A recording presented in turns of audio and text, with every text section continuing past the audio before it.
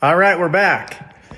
Got the fender on, got the battery cover installed. While I was at it, went ahead and adjusted the HST linkage so that when I had the rear end off the ground, tires off the ground that is, transmission on high, that the wheels are not spinning forward or backwards or just at complete standstill. And that goes along with Searle's protocol on his 4 video series he has on getting top speed out of the Kubota 1100C. We've now completed all 4 of the adjustments that he's recommended in his series. Hydraulic adjustment, linkage, that's set at neutral so the wheels are not spinning forward or backwards. We've adjusted here in the engine bay, taken out the RPM limit pin to the point where we're able to get some more RPMs out of the motor.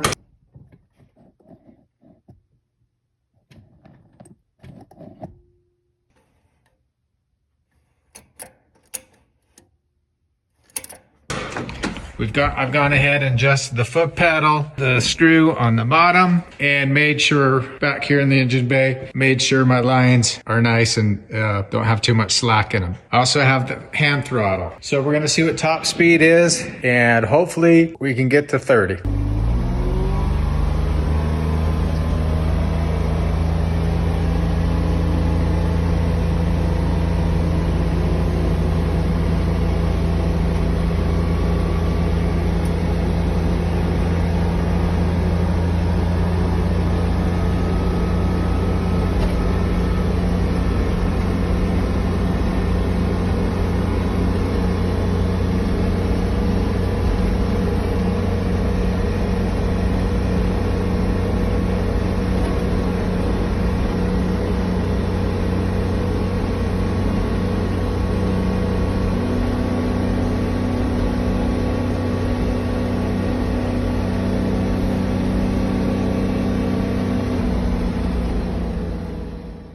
Wow, 32 miles an hour out of this 2020 Kubota. That's pretty impressive, especially when you consider that 3 weeks ago when I picked it up out of Idaho, brought it home to Utah, and watched the series from Searle's station on how to optimize the power and the speed following his simple protocol.